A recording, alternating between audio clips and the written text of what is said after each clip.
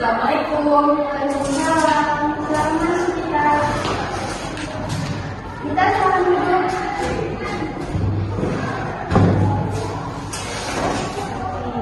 Kita bagaimana kabarnya hari ini? Alhamdulillah baik Bu. Sebelumnya kita sudah tahu kenapa kita dipanggil ke sini. Belum tahu Bu. Sebelumnya Ibu jelasin dulu ya kenapa kita dipanggil ke sini supaya nantinya kita tidak salah paham, nanti kita yang mendengar kalau itu punya masalah. Jadi kalau kita ke sini itu karena berdasarkan hasil asesmen yang diberikan, kita ingat dan kalau beberapa minggu yang lalu itu Ibu ada memberikan asesmen kelas kalian itu angket, kalian sudah mengisi kan? Nah dari kita mengisi itu Ibu dapat melihat kalau kita ini ternyata mengalami kecemasan. Nah kan terus Ibu dapat informasi juga dari wali kelas kita kalau kita itu ternyata kesulitan saat menghadapi ujian. Apa benar itu?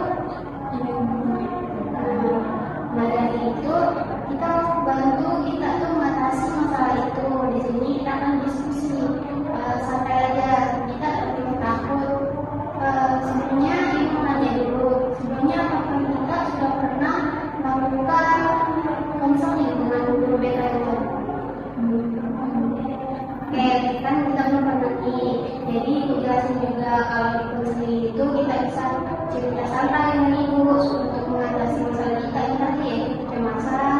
Terus di dalam konseling ini juga kita tidak perlu takut menceritakan semua masalah kita karena Ibu akan menjaga rahasia kita. Oke? Oke. Terus sebelum itu kita kan mau melaksanakan nih konseling pertama kita nih. Nah itu kita perlu kesepakatan waktu. Kira-kira hari ini kita bisanya berapa menit? Mungkin bisa sampai 20 menit Bu. Oke, sesuai kesepakatan kita hari ini akan melaksanakan konseling pertama selama 30 menit. Kalau nanti masalah kita ternyata belum bisa selesai hari ini, nanti kita akan merencanakan sesi konseling selanjutnya. Oke? Nah, kita Ibu sudah tanyain kabar kita. Kita tadi bilangnya baik, tapi kelihatannya dari muka kita kelihatannya kayak kurang baik gitu. Bisa kita ceritakan kenapa seperti itu? Saya bisa alasannya kepala saya ada beban yang Bisa kita ceritakan gelisah yang dimaksud itu seperti apa?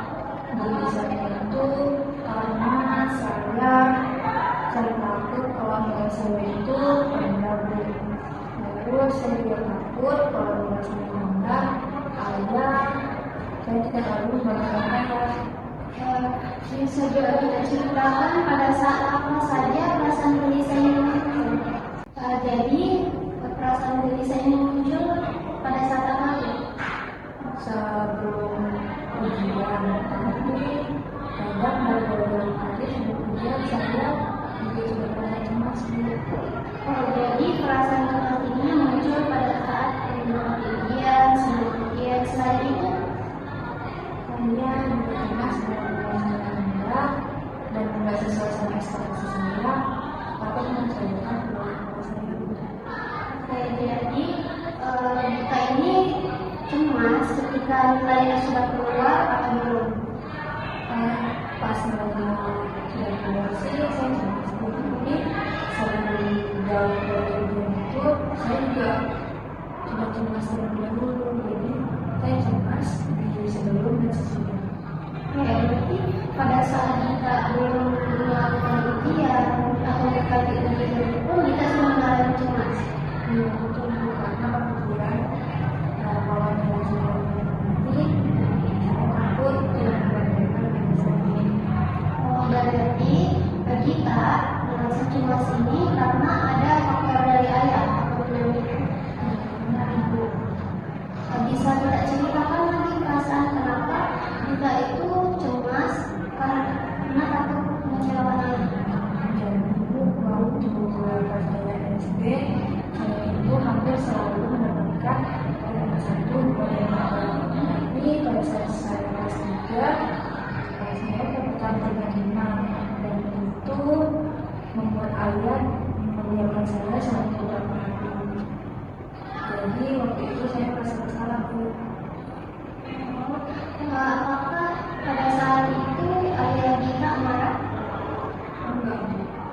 cuma yang saja. Apakah kita pernah menanyakan kepada ayah kalau apakah memang benar mereka kecewa ketika kita nilainya rendah atau cuma perasaannya kita? Masih karena saya menanyakan saya sudah Coba kita bayangkan sekarang, kalau kita menanyakan apakah ayah nih masih sayang ke kita kalau nilainya kita itu tidak tinggi. kayaknya ayah itu sebenarnya baik, cuman saya terkadang melakukan aja. Berarti kita sadar nih kalau ternyata itu hanya pikiran kita kalau ayah bakal kecewa kalau nilainya kita itu rendah. Dia buat saya suka pikiran terus biasanya susah tidur, belajar jadinya nggak fokus. Oke, setelah ini coba nanti kita tanyakan ke ayah apakah benar ayah itu akan kecewa ketika nilai kita itu rendah. Mungkin bisa saya coba Bu, soalnya saya selama ini juga cuma menganggap tanpa memvalidkan kalau ayah mengatakan saya atau enggak. Sepertinya waktu kita juga sudah habis. Sebelum itu bisa tidak kita simpulkan kembali bagaimana perasaan kita setelah sesi konseling pertama ini. Saya merasa lebih lega daripada sebelumnya. Ternyata selama ini saya terlalu menekan diri dan berspekulasi padahal itu belum tentu terjadi. Jadi saya mungkin hanya lebih belajar mengenal itu dan berkomunikasi dengannya. Terus saya juga mau memotivasi diri kepada saya Oke, kan kita ini mengakhiri sesi pertama. Sebelum itu sebaiknya kita tentukan dulu kira-kira kapan nih kita misalnya untuk melanjutkan sesi kedua. mungkin bisa digunakan di hari pertama karena saya juga banyak pelajaran. Oke, berarti kita akan sesi kedua di hari Senin di jam yang sama.